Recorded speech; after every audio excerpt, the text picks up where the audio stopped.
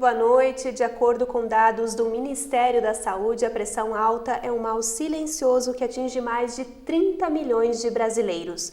Por isso, nesta noite, o Câmara Saúde vai esclarecer as principais dúvidas sobre a doença. E o meu convidado é o médico cardiologista Dr. Noberto Tuasa Duda. Boa noite, seja bem-vindo à TV Câmara. Boa noite, Ana Paula, é um prazer estar aqui. Boa noite aos telespectadores do TV Câmara. Eu acho que é sempre muito bom assim a gente ter uma conversa sobre as coisas que nos interessam mutuamente.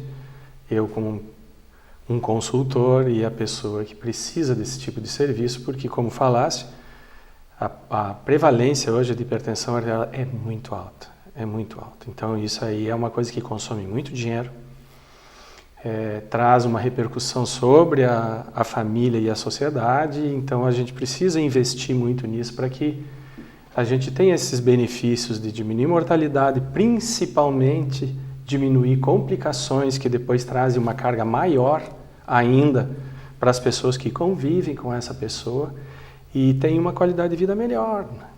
Doutor Norberto, eu acho que é importante, então, a gente iniciar o programa falando um pouco da sua história, do seu currículo. São aí quase 40 anos dedicados à medicina. A gente vai indo, a gente não nota assim que o tempo passa, né? A gente está sempre preocupado com as coisas e na área médica não tem um horário assim que você começa num determinado horário e pare num determinado horário. Isso é uma situação contínua, né? Os pacientes precisam, você vai atender e tal, então você não vê o tempo passar. Você não consegue contar anos, contar meses, contar o tempo passar assim de uma forma separada, sabe? É sempre uma coisa contínua. Então, quando você vê, tipo, puxa vida, já há tanto tempo, né? E como cardiologista, com certeza o senhor teve que fazer aí inúmeras especializações, fazer inúmeros trabalhos voltados à área da pesquisa, até mesmo nesta área. A medicina, como ela tem uma relação social muito ligada pessoa a pessoa, que é um lado da questão. Do outro lado da questão você tem toda a tecnologia e o desenvolvimento científico que existe para melhorar o atendimento às pessoas, que não é o caso do Brasil, mas enfim, medicamentos, instrumentos que você usa hoje na medicina que são coisas que a gente dizia há 5, 6 anos como futurista, né? Então hoje eu vejo assim aquela interface biomecânica, que é você colocar uma prótese de quadril, uma válvula cardíaca, um marca-passo, uma lente intraocular, são coisas que tem que haver uma compatibilidade desse instrumento que você está implantando com a parte biológica da pessoa. Então as pessoas gostam muito de assistir ciborgue, essas coisas todas assim que parece que nossa, isso é uma coisa que não acontece. E às vezes as pessoas não ligam que aquele procedimento que vai fazer uma prótese de joelho, botar um coração artificial, fazer angioplastia, colocar aquelas próteses que se coloca para evitar a mortalidade no infarto, né? Parece que é uma coisa tão natural hoje, né? Mas passou por essa fase de vamos dizer assim, o que é mecânico e o que é biológico, e a gente está conseguindo essa compatibilidade aí de uma forma muito expressiva. Doutor Norberto, então, entrando no nosso tema do programa de hoje, que outros fatores, além da pressão alta, identificam, então, este problema de saúde? A saúde é uma harmonia orgânica. Então, você precisa ter, vamos dizer assim, limites dentro da utilização que eu vou chamar de máquina, que é o organismo da pessoa. Evidentemente que se você não faz manutenção, você não cuida dessa máquina, ela vai apresentar um defeito em algum momento. Então, essas situações assim de você cuidar, de você fazer manutenção, elas abrangem medir a pressão, por exemplo, que é o tema. Medir a pressão é muito fácil, é muito reprodutível. Hoje, esses aparelhos eletrônicos, você compra por nem R$100 e mede em casa. Então, uma família tem um aparelhinho desses, ele mede, um mede no outro, ou a própria pessoa mede por si. Então, o primeiro dado em si é a medição da pressão. A segunda situação é você ficar antenado se você eventualmente pode ser hipertenso ou não. Como? Antecedente na família.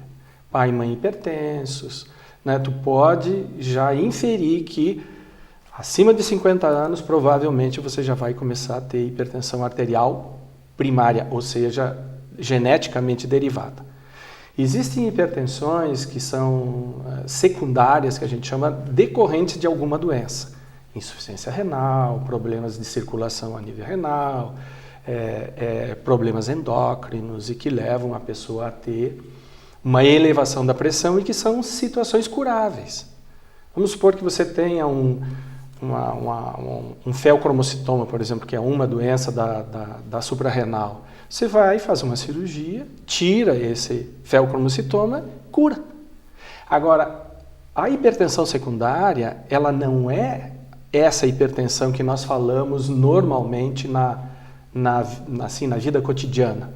A hipertensão secundária, ela fica em torno de 10 a 15% dessas pessoas que são hipertensas. Os outros são de outros fatores, fatores genéticos e o mau uso da máquina, como excesso de sal, né?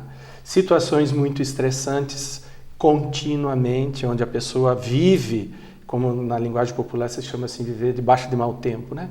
Vive debaixo de mau tempo, às vezes no trabalho, que é uma situação um pouco melhor, vamos dizer que influi menos. Agora, debaixo de mau tempo afetivo, puxa, aí é um problema, né?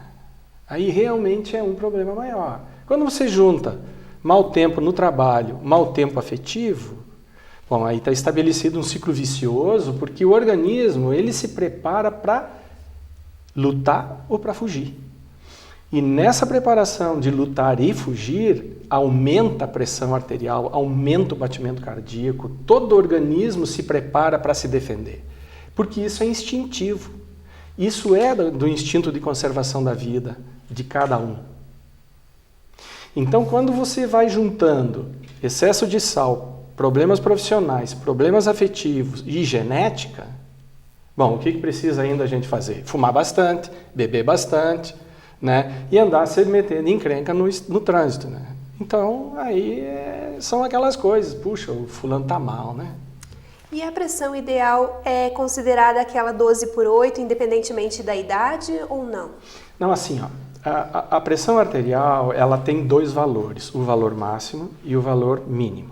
O valor máximo é dado pelo bombeamento do coração para o sistema circulatório, que nada mais é do que um encanamento. E a mínima é dado pela resistência do encanamento à passagem do sangue. Na medida que a idade vai avançando, o sistema circulatório ele vai enrijecendo. Então, quando o coração, se ele é bom, ele empurra o sangue para o sistema circulatório, ele tem uma pressão máxima mais elevada por causa do impacto, ele tem força. E a mínima é mais baixa. Então, são aquelas perguntas que normalmente fazem. Eu tenho 16/8 de pressão, né? Isso aí é problema para mim? Se for só hipertensão, não tem problema. É uma questão de ajustar com relação a sintomas que a pessoa tem. Agora, às vezes, existem algumas doenças associadas e que dão essa diferencial de pressão. Mas o padrão é, na medida que a idade avança, você tem uma diferencial maior. Normalmente, pessoas jovens, assim, que nem você, tem 12/8, 13/8, 11. E é interessante de chamar a atenção que, às vezes, as pessoas dizem assim, eu sofro de pressão baixa, né? Eu digo, parabéns, né? Você vai viver bastante. É claro que existem pessoas que têm distúrbio neurovegetativo, então eles têm 8 no verão, 8 ou 80/50, 90/60 de pressão e ficam pálidas, ficam se sentindo mal no verão, né? Então essas pessoas elas têm um problema de regulação da pressão quando a influência do clima traz esse tipo de mudança, né? Mas não é preocupante. Preocupante é quando você começa a ter assim, a pressão que era 13, 14, ela vai para 15/9, aí passa um período e aí ela se retroalimenta e a pessoa não muda hábitos e aí na próxima vez vai medir, dali 6 meses, 1 ano, ela está 16/10 e depois ela não baixa daí. Então, a evolução cíclica da hipertensão arterial de origem familiar ou de constitucional é de ter 13 por 8, 13 por 8, 13 por 8, numa situação emergencial, como eu estava falando, ela vai 15 por 9, 15 por 9, mas ela volta. Volta para o padrão, a pessoa sai daquela situação difícil que se encontrava e volta para os níveis normais. Só que um dia ela vai 13 por 8, 13 por 8, 15 por 9 e não volta mais. Ela fica no 15 por 9. Quer dizer, quando ela for enfrentar uma nova situação de sobrecarga de sal, ansiedade, essas coisas todas, ela vai de 15 por 9, 16 por 10 e volta. 16 por 10 e volta. Agora, vai chegar um dia, 8 meses, 10 meses depois, ela não baixa mais. Ela fica 16 por 10. E assim ela vai evoluindo com o passar do tempo. Por isso que tem que cuidar, porque quando ela for dar sintomas, ela já está com um nível definidamente alto. Não uma medida ocasional que a pessoa, eu não me senti muito bem, vou medir a pressão, chega lá, está 15 por 9. Né? Essa medida ela é muitas vezes uma medida ocasional onde ela está mais alta. Então precisa considerar que não, vamos medir num segundo momento, para ver se realmente ela está estabilizada ali. Né? Porque no caso de tratamento, você vai levar em consideração essas variações. Porque se você for tomar a medicação quando ela está no período normal, você vai ter pressão muito baixa. Então, você não se sente bem quando ela sobe e depois você vai acabar não se sentindo bem quando ela está normal, porque tu está tomando medicação. Por isso que a gente recomenda assim, automedicação, cuidado, né? E, doutor, justamente, então, para fazer o acompanhamento da pressão arterial, muitas pessoas têm o costume de fazer em casa, né, com o próprio aparelho, como o senhor já mencionou. Eu acho que é importante a gente dar algumas orientações de como fazer essa medição correta, né? A pessoa precisa estar descansada. Quais são as dúvidas referentes, então, a este ponto? Primeiro assim, se você vai fazer medidas de pressão sequenciais em casa, você precisa fazer uma coisa técnica. Pega um papel, marca o dia, sempre com o mesmo aparelho. Se for esses aparelhos que você usa de inflar e escutar, que não esses eletrônicos, a mesma pessoa mede nas mesmas condições para você ter padrão de comparação. Porque senão, você mede uma tarde, você mede uma manhã, ela vai ter variabilidade. E aí começa aquele pavor, né? Nossa, eu medi de manhã, ontem estava 12 por 8, agora eu estou medindo de tarde, aqui está 14 por 8. Meu Deus, vai me dar um negócio. Não é bem assim. Então, anote. Hora, dia, hora, sempre no mesmo lugar, no mesmo braço, sempre com o mesmo aparelho. Se precisar de uma outra pessoa, com a mesma pessoa. Para diminuir o viés de medida. Segunda coisa, estabelecer mais ou menos o prazo que você vai medir. Você não vai ficar medindo toda hora. Você vai medir uma vez cada 3 semanas. Uma vez 3 vezes por semana. E aí, nas anotações que você for fazer, você vai ter uma base de como que ela está se comportando. Bom, é ideal que você, antes de você medir a pressão, você fique 5 minutos em repouso e tal, para eliminar aquela situação de trabalho, ou, enfim, sair do ambiente, vamos dizer, que você está vivendo para poder medir a pressão. Senão tu vai medir uma pressão anormalmente alta. Espera então esses 5 minutos aí fora desse ambiente que você está fazendo e faz a medida. Anota e aí acompanha. Não precisa necessariamente fazer com outra pessoa ou em outro lugar. Porque se você for fazer em outro lugar, uma vez você vai na farmácia, outra vez você vai no ambulatório, outra vez você vai numa emergência, e aí as coisas misturam, né, de uma certa forma, e isso não é bom, né, porque isso traz uma preocupação adicional para a pessoa e aí acaba sendo mais deletério do que medir. E esses aparelhos digitais, eles funcionam bem, só que eles são muito delicados. Então você não pode mexer muito, você tem que fazer bem como manda a regra do aparelho, né? E não se apavore, porque às vezes ele dá uma medida um pouco maior e se você for fazer uma segunda medida, ela vai ser melhor. Entende? Então agora, qual que é a certa? Normalmente as pessoas me perguntam, não, calma, vamos ver, vamos medir uma terceira vez depois e tal, não precisa sair correndo apavorado que vai acontecer alguma coisa. Os digitais, eles têm uma variabilidade. Por quê? Quando você mede com esses aneroides, que se chama, normalmente você vê um resultado pela média. 14, 13, 15. Né? No digital, ele aparece 151, 139, 127. Por quê? Porque a pressão arterial ela é regulada a cada batimento do coração.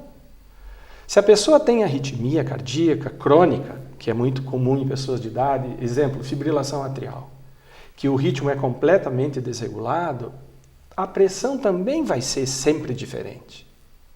Porque o coração ele está batendo de uma forma, vamos dizer assim, não que nem um relógio. Então você vai ter variação. Então cuidado, né? Não se impressione. Tenha cuidado que o aparelho é muito sensível porque ele te dá valores centesimais. Coisa que no aparelho esse aneroide ele te dá uma média, né? Mas eles têm uma correlação boa. Eu peço licença então para a gente fazer um rápido intervalo e em seguida nós estamos de volta com o programa Câmara Saúde, que hoje destaca então o tema da hipertensão.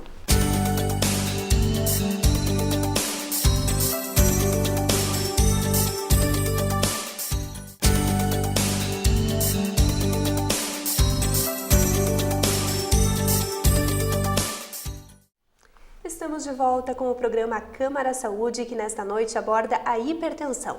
E o meu convidado é o cardiologista Norberto Toaza Duda.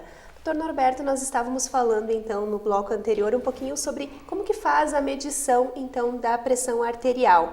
Eu acho importante a gente falar também que tem um mecanismo que é indicado por alguns médicos, que é aquela medição contínua, que a pessoa fica com o próprio aparelho no corpo para fazer essa verificação. Então, em que casos isso é indicado? Numa consulta, por exemplo, chega o paciente e diz assim, eu vim aqui porque a minha pressão está subindo. Você conversa um pouco, tal, quando você vai fazer a medida da pressão, ela está normal. Isso não é muito comum, mas enfim, é um exemplo, só para a gente entender. Normalmente, quando a pessoa vai num consultório médico, ela vai apreensiva e a pressão tende a ser um pouquinho mais alta. Por isso que eu uso a tática de a pessoa deita, meço a pressão. E aí depois examino outras coisas, vou conversando, escuto e tal. Então isso aí leva um tempinho. Quando você mede a segunda vez, sempre ela está mais baixa. Sempre. Mesmo que seja bem alta, ela sempre reduz um pouco. Quando há uma dúvida se realmente ela é sempre alta ou ocasionalmente alta, então você pode usar esse sistema de monitorização ambulatorial da pressão arterial, que nada mais é do que você botar um aparelho e gravar num gravador, que depois é analisado um programa de informática e ele vai te fazer todas as medidas que o aparelho fez, ele vai te mostrar. E aí ele vai englobar os picos de pressão, vai te dizer que horário foi. A pessoa tem um diário e ela vai escrever ali jantando, no trânsito, isso e aquilo. E aí, então, vai poder ter uma base de como é que é o comportamento da pressão arterial especificamente naquele paciente. Antes a gente estava discutindo, vamos dizer, a hipertensão de uma forma em geral. Agora, especificamente para aquele paciente, então você vai dizer, olha, a tua carga pressórica é tanto, então você precisa tratar. Porque inicialmente, quando a pressão não é muito alta, você pode oferecer para o paciente um tratamento de mudança de hábitos. Reduz o sal, reduz o estresse, vamos ver quais são os pontos de conflito, para a gente poder resolver isso, amenizar um pouco a carga que a pessoa anda tendo para que não haja uma necessidade de usar medicação, porque medicação sempre traz outras coisas consigo. Então o mapa, que a gente chama, ele serve exatamente para te dizer se ela está, durante o teu período de atividade, permanentemente alta ou se você tem em determinados momentos picos. Então aí você decide depois o que é melhor fazer. Se você vai resolver aquele tipo de situação de não fazer, por exemplo, não ir em algum lugar ou determinadas circunstâncias que você consegue identificar, ou ter que usar medicação. E sobre os sintomas, então, além da pressão alta, as pessoas que sofrem então com este problema costumam reclamar de dores de cabeça, de tonturas? É muito raro que uma pessoa vá procurar uma consulta médica simplesmente para saber se tem pressão alta ou não. Isso é muito raro. Normalmente, quando a pessoa vai a uma consulta, é porque ela tem uma razão para ter ido lá. E não só para ver. Entende? Então, ou é dor de cabeça, ou é tontura, ou às vezes alteração visual momentânea, às vezes zumbidos. Então, isso varia de pessoa para pessoa, né? Dentro das pessoas normais, eu quero chamar a atenção para a hipertensão da gestação, né? Que isso tem que cuidar muito. Porque, assim, especialmente em mulheres bem jovens, né? Aí na 18 anos, 23 anos, normalmente é onde há uma resposta mais acentuada, hormonalmente falando, assim, no sentido de elevação da pressão. E se isso não é visto de uma maneira adequada, traz problemas bem sérios. Risco para a mãe, risco para a criança. Então é um grupo específico, né? Agora, então esse grupo específico, quando ele vai procurar uma consulta, é porque ele já sabe, eu estou grávida e estou com a pressão alta. É específico. Para os outros, né, Ana Paula? Para os outros são esses sintomas, né? Às vezes, sair de um carro, por exemplo, ficou um tempo dirigindo, vai sair do carro meio que tem alguma dificuldade.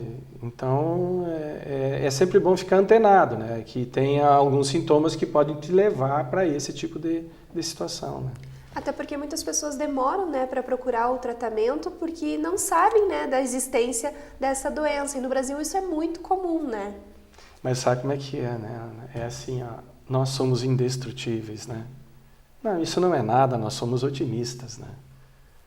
Entende? E a gente vai levando até que ou acontece alguma coisa pior e obriga então a pessoa a ir, ou a pessoa começa a se dar conta que não é muito ocasional isso, né? Isso aí está se tornando uma coisa constante e que deve ter algum problema.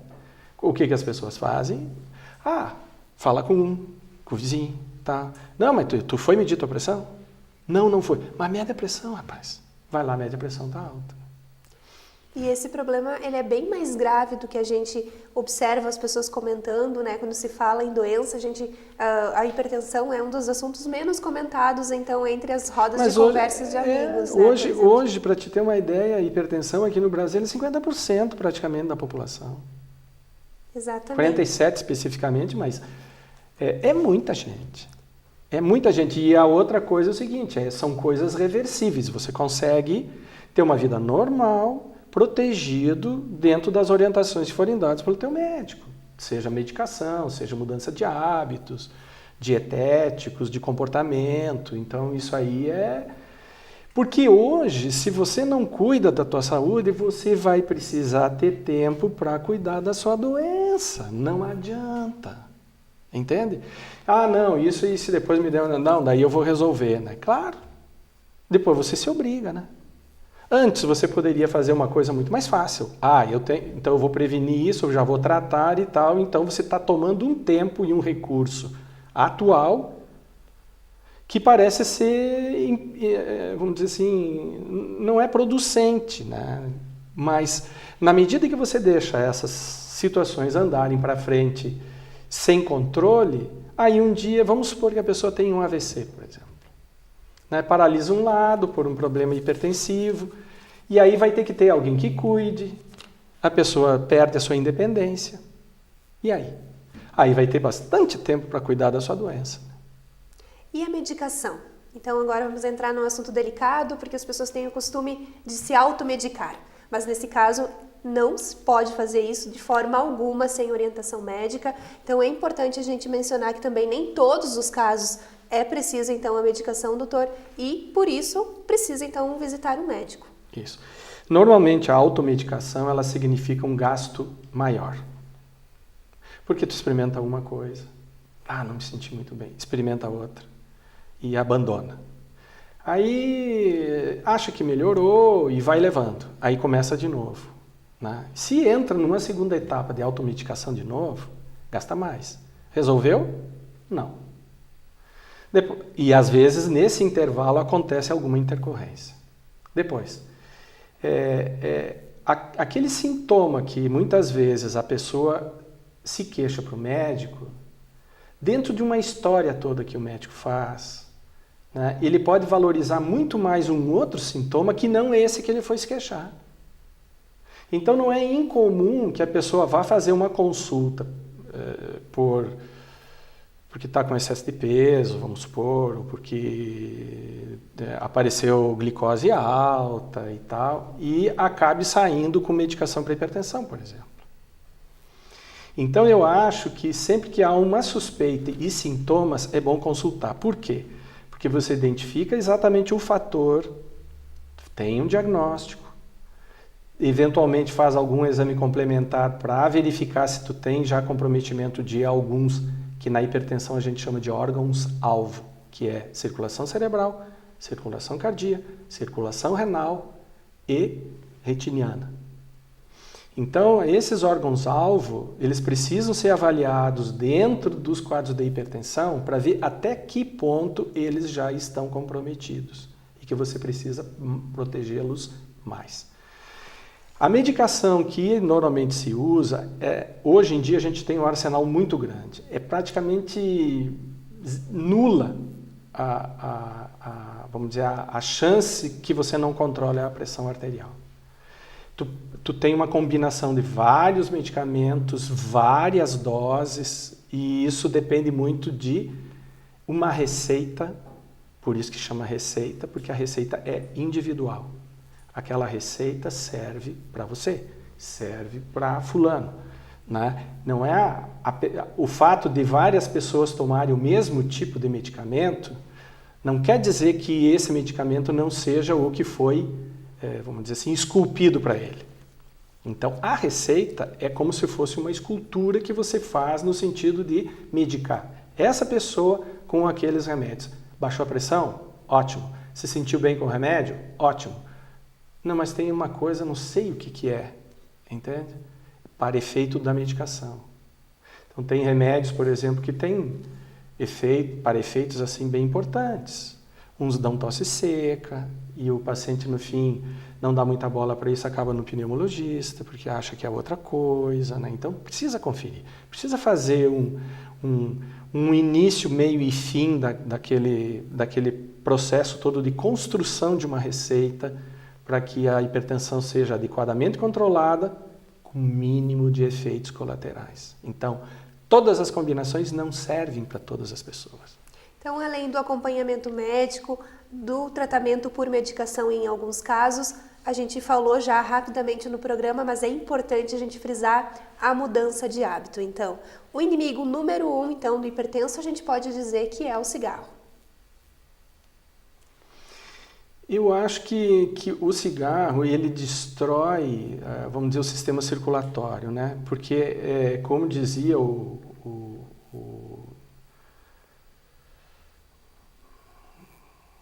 ele é falecido até, era um grande pneumologista aqui, que era um cara do Pavilhão Pereira Filho, ali da Santa Casa, daqui a pouco eu me lembro o nome dele. Ele dizia o seguinte, fumar é como se você aspirasse no cano de descarga de um carro, é poluição pura. Então aquilo ali enrijece o sistema circulatório. Agora, para a hipertensão, eu acho que o excesso de peso e o sal são os fundamentais. Então, a pessoa está com o peso 100 quilos, come barbaridades, muito sal embutido. Imagina uma churrascaria aqui para nós, é tudo de bom para o cardiologista, né? O cardiologista devia só olhar o pessoal entrando, né, e já resolver quem que é que ele vai depois atender, né? Então, assim, o excesso de sal, o excesso de peso, depois vem as outras comorbidades que possam aparecer, tipo diabetes. Quem tem excesso de peso tem intolerância à glicose. Ele vai ser diabético. O colesterol, o triglicerídeo, entende? Todos esses fatores, eles vão se agregando a uma entidade principal, que no caso seria a hipertensão. E se fumar, como você disse, então é tranquilo, né? Vai piorando tudo, né? E, doutor Norberto, então, para evitar, então, os AVCs, os infartos, Todas essas dicas que a gente deu ao longo do programa são fundamentais, então, para se ter uma saúde saudável, digamos assim. Às vezes eu uso uma figura, assim, e até a época agora é muito favorável para isso. Quando uma pessoa tem tantos fatores assim de comprometedores e que eu poderia dar uma sugestão para essa pessoa, né? Eu dizer, olha aqui, a partir de agora tu vai precisar ser um atleta olímpico da saúde. Dormir bem, comer bem, peso legal, exercício físico, diminua o sal, o estresse. Tem outro problema? Fumo, que é uma praga. Pare de fumar. Nós já tivemos uns bons resultados com campanhas anti-fumo, sabe? Hoje tem muito menos gente que fuma do que era. Nossa, do tempo dos homens se encontram na terra de Marlboro, era um negócio, né? Lembra dessa propaganda? Era uma coisa impressionante. A quantidade de pessoas que fumavam. Hoje tu vê muito menos. Onde é que tu vê hoje as pessoas fumarem? Na frente dos bares. Vida noturna, na frente dos bares. Fora, assim, é errado. Tu vê, às vezes, as pessoas nas empresas, então, que elas estão fora da empresa, assim, vão ali fora da empresa para quê? Para fumar, né? Porque lá dentro ninguém mais fuma. Então, eu acho que a gente já ganhou muito, né? Com relação à hipertensão, como não é uma situação tipo cigarro, que sai fumaça e que incomoda os vizinhos e toda aquela história, tem um apelo um pouco menor, sabe? Porque ela é muito silenciosa e pouco visível, assim. Então eu acho que assim, a gente ser um atleta olímpico da saúde parece que demanda um esforço brutal. Não. Eu acho que a única coisa que a pessoa precisa é se convencer que realmente aquilo vai ser melhor para ela. Que ela vai se sentir melhor, que a aparência dela vai ser melhor, que ela vai ter um outro caminho de satisfação pessoal. Porque a satisfação pessoal de intoxicação alimentar ou alcoólica, por exemplo, tudo bem, ela pode ser satisfatória num determinado momento, né? Mas não é só ela que existe, não é só esse lado que existe. E o que existe também é uma vida saudável, entende? Agora tem aí as ciclovias, que a gente vê tanta gente, né, pedalando, caminhando, final de tarde, fim de semana. Passo Fundo é privilegiado nesse tipo de situação agora, assim. É uma coisa bacana da gente ver, sabe? Então, o atleta olímpico em si, claro, ele vai ter os seus índices, né, de sucesso. Eu fiz um desempenho X e tal, reduzi tanto de peso, a minha pressão está melhor, já diminuí remédio, porque na medida que você controla esses outros fatores, tu começa a diminuir a quantidade de medicação. Economia. Doutor Norberto, infelizmente o nosso tempo está chegando ao fim, mas antes de encerrar, então, eu gostaria de deixar um espaço para o senhor dar, então, as suas dicas finais aos nossos telespectadores. Olha, Ana, eu acho e aos telespectadores, eu acho que aquilo que a gente carrega com a gente é nosso. Ninguém vai te dar uma coisa nova. Então, cuida dela. Cuida desse corpinho legal aí, né? E vamos lá. Vamos poder fazer tudo o que nós queremos, viver com todas as pessoas que nós queremos, numa situação boa, de saúde, de tranquilidade, de bem-estar, entende? E qualquer solicitação que qualquer pessoa for fazer para você com saúde, você vai poder atendê-la. Você vai poder ajudar, você vai poder, enfim, conviver de uma forma muito salutar. Eu acho que esse é o recado assim, fundamental. As outras coisas são secundárias, mas a nossa vida é única, é a nossa, e a gente precisaria mantê-la sempre da melhor forma possível. Então, no Câmara Saúde desta noite, eu conversei com o Dr. Norberto Toaza Duda, cardiologista, sobre hipertensão. Dr. Norberto, muito obrigada mais uma vez pela sua participação. Obrigado a você. Tchau. Até a próxima. E a você que está em casa, a gente também agradece a companhia e lhe convida a continuar acompanhando a nossa programação. Uma ótima noite e até a próxima semana.